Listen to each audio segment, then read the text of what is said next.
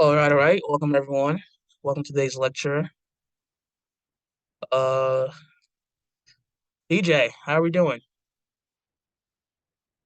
So, I'm good.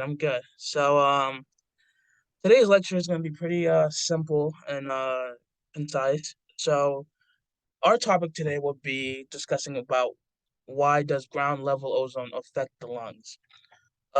This topic was one that my wife and I, as you know, she's an environmental scientist, and there was a couple of questions she was asking, and me as a chemist, I just kept putting these pieces together, and it just made sense to talk about because this is something that's impacting all of us, and we should all be aware of, right? So the first part, the first thing we're going to talk about is the atmosphere, right? Because this most majority of this takes place in the atmosphere. So over here, we have exosphere, thermosphere, mesosphere, and stratosphere, and last but not least, troposphere. We're only going to be focusing on the bottom three ones right now that we see. We see stratosphere and troposphere. And stratosphere, as we can see, is the one in the outer atmosphere, and troposphere is the one closest to us, right? So something to keep in mind here is that ozone itself is very reactive, and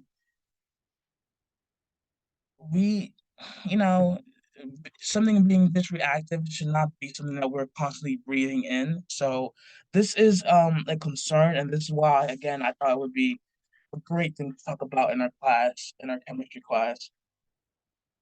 And so yeah, so let's talk about the first aspect. So ozone, when we think about ozone, a lot of people just think about, it's just one thing, but really there's really two different types of ozone when we break it down, right? We first have stratosphere, and we secondly have troposphere. So now stratosphere is considered to be the good kind of ozone, and the reason why that is because this is a natural process, right? This is something that we love and something that we want. It's something that helps us live every day, and very, very beneficial to to our planet as a whole. The reason why that is because we are seeing, as I can show you in the upcoming slide, this protects us from UV rays, and as we know, UV rays can cause a bunch of harmful physiological things to our bodies, right? Stratosphere ozone also cannot be inhaled. And conversely, we have troposphere, which is literally like almost exact opposite of stratosphere. It's an air pollutant. It's really human based, from like human actions, and it needs a mixture. It needs to combine with something with other things like like will be mentioned coming up slides, but it needs to mix with something for it to become harmful to our bodies. Again, we have stratospheric ozone. As we can see, we see the UV radiation bouncing off stratospheric ozone, and we have ground level ozone. This would be considered the tropospheric area. And over here we have nitro oxide, nitrogen oxide, and we have VOC. And VOC stands for volatile organic compounds. Again, this is man-made stuff. We can see over here we have industrial sources, mobile sources like our cars or our engine area sources. These are the things that combine with the ozone that makes it harmful to our bodies, right?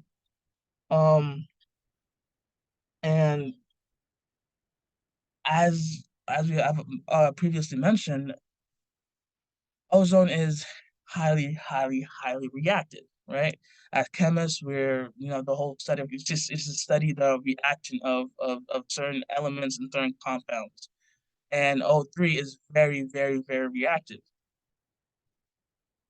So breaking down this why the ozone is harmful to our bodies, we must first remember a few things, right? Air is considered to be a mixture, and it's mixed with a lot of different things, right?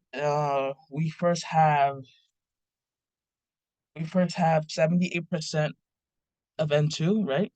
We have 21% of O2 and 1% of argon, and this together makes up 99.93% of the air that we breathe in. So now let's talk about that 0.07%. What happens to that? So many of them are unidentified gases, right? They're man-made, and it's said to be that many of those gases are gases that's been here for hundreds and hundreds and hundreds of years, as well as again man-made gases. Um, and when we talk about respiration, right?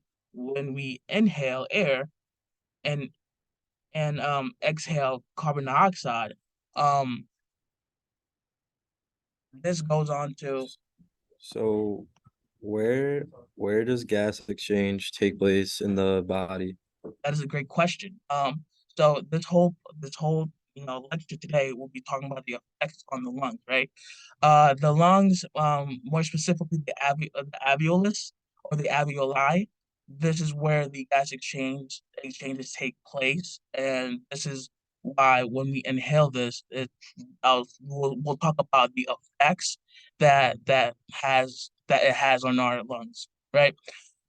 So this gas exchange is very crucial. So please keep that in mind in the next couple of slides, as this will really be be centered around what we're talking about today. Um, so because of that, that 0.07% and the 78% and the 21%, air itself does not have um a formula like many of other compounds because it's just so many unidentified things, right? And something to also keep in mind is that air has a heavy, heavy, heavy density, right? Please do not forget this because this will surround a lot of what we talk about today. Right? The density of ozone is heavier than the air that we breathe. Okay, right? And again, this is a picture of what I'm just saying. We see blood coming in, entering the alveoli, and then blood coming out, right? Or I'm sorry, air. So now let's also talk about the physiological aspect, right? Um, so from the start of class, can anyone remind me what the formula of ozone is? I'm not quite sure. Can you remind me? Yeah, so let's just go back right here. It was O3, right? We see this. It was O3. We see the molecular geometry right here. So yeah, so it's so that means if it's O3, this means it would have to be 100% oxygen, correct? And do we ever want to be breathing in 100% oxygen? No, right? Because this can be very harmful to our bodies. It's harmful to anyone. Um, So so why might this be an issue? well, again, so if like I mentioned before, the density, right? The density of O3 is 10 times heavier, right? So when again, I know this is not anatomy and physiology, but let's dive in a little bit to that, right? So when we like in this picture, right? When we have this, and let's say the ozone is coming in, and imagine it, act like it's a balloon, right? Let's act like as if it was a balloon. What happens when the more air you put past the balloon's expansion limit? What happens when it goes past its capacity? It explodes, right, guys? It explodes. So same reason why if we do not want to be breathing in, 'cause again, air has 78%, right? Arguably a little bit less. why would we want of oxygen? I'm sorry. Why would we want 100% oxygen in our lungs, right? Especially over again, this doesn't instantly kill you. However, over time, it's not something like you just, I use the balloon analogy, but it doesn't automatically kill you, right? This is something that happens over time. Certain steps we can take to decrease this is just staying inside more, not being around, not being in the outside atmosphere too long, and definitely all in industrial areas, because again, those are more cars, more, just more pollution altogether, and this can be very, very harmful to us. So this was a topic that was very close to home, quite literally, thanks to my wife, Cassandra. She got me thinking a lot about this, and this was something that I think was very important and is very important to us, and that we should all be conscious about. But thank you for joining me today. This is Professor Darron. I'm signing out, and I hope you guys have a good one. See you, Thank Mr. you.